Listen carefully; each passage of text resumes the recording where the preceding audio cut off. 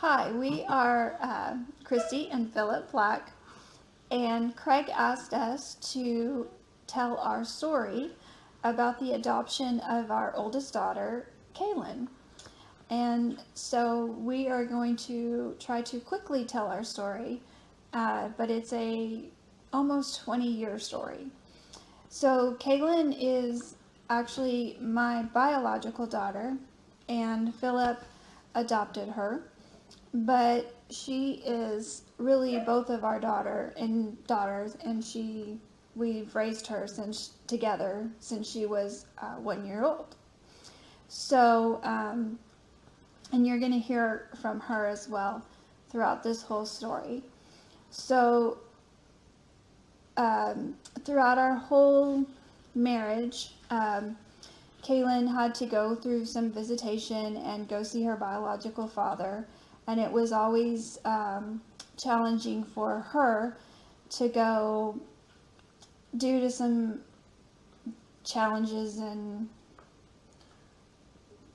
just some things that she would have to deal with. And what we taught her was very different from what she experienced when she visited. As she hit her teenage years, she quit going, and that part of the family lost interest in anything that she did. When she was 16, she decided that she wanted her name changed so that it matched ours, and we were very excited. It was something we had wanted her to get adopted and just have that name changed and have that familiarity and that solidarity with us. But it had to be her decision, and she had to be ready for that. It couldn't be our decision. It's similar to the same decision that we make when we accept Christ. It has to be your decision. It can't be anybody's decision but your own. And so we started walking that path with her, and it turned into a legal battle that was much more than we anticipated, and more painful than we anticipated. And we learned that her life had a monetary value to other people, but to us was priceless. And again, it reminded us that with God, our lives are priceless. And so through all of that, it required us to have a faith that we were doing the right thing and a lot of prayer.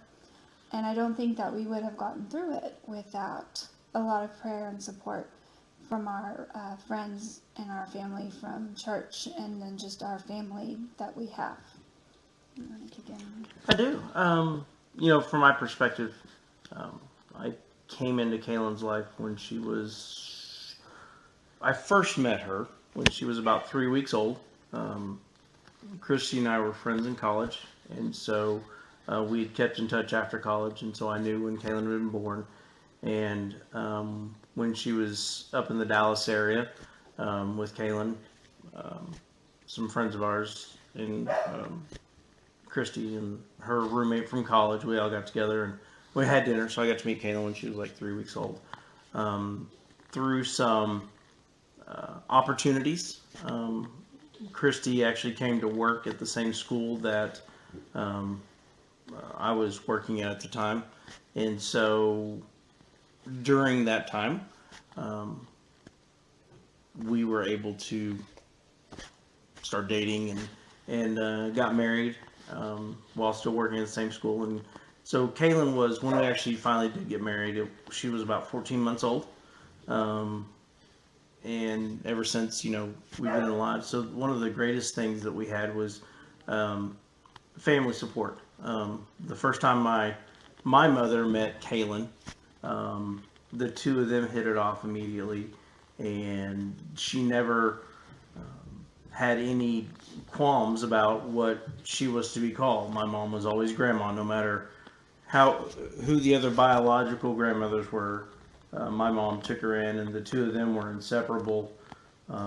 Many a times we would be like, "Where's Kaylyn?" And they're like, "Oh, grandma took her." It's they were just that way. So for us, it was we had church family praying for us, but we actually had family praying for us and really supporting us through the whole process.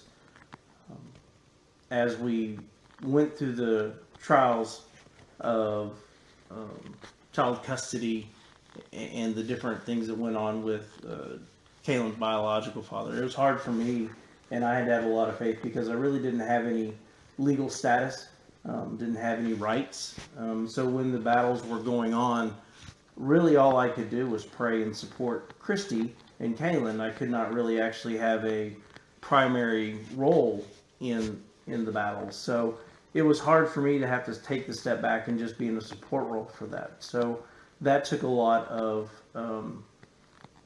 faith on my part to be able to allow God to take care of those things in His way, in His time. And it's always hard to have the patience to do things in God's time instead of the way we wanted it. As Kaelyn will tell you, on September 7th, 2017, she had a name change. And that was great, and we enjoyed that a bit, or not a bit, a bunch. And so, but for me, I really was like, hey, let's go ahead and do the whole thing. Let's get the adoption done. And it's something we've been discussed, but it wasn't the right time. And then later on, October 9th, 2019, we finished that process of going through the adoption. And each of those had legal processes that went through it. We had to compromise and work with her biological father to get through these processes and go through lawyers and the court system. And it's really tests the patience. And I'd love to say, yeah, we just sat back and we really just whatever God wanted to do. We stressed about it and we made ourselves sick about things, just worrying and making sure everything was going right. And the whole time God was saying, hey, I got this, don't y'all worry about it. But we did. But looking back on it, we can see where God was just putting us in the right frame, in the right time, in the right place, because we had moved, not physically, but emotionally and spiritually, we moved at different places. And where we were when things happened was just the right time to make things appropriate for Kaelyn and her walk with Christ and her ability to see what He was doing in her life. So it wasn't just, oh, we did this. There was purpose, and God gave us that purpose for the plans that He had. And as much as I'd love to tell you what the plans are for tomorrow, I don't know. But it's beautiful and wonderful to look back and see the small slice of things that I do understand in God's plan as we're looking back and using that to build trust that, for the next tomorrow, He's got another plan for us and we just have to be ready for it. And one of the things that we found out, and I know we're going to go over Craig's time that he gave us, but he's probably used to that with us. One of the things that we found out after the adoption was that Kaelyn had told us later that some people had told her that their sons couldn't date her because she came from a quote broken family, because I had divorced her biological father, and I had done that for her safety and my safety, and because we needed to be, we just couldn't be there.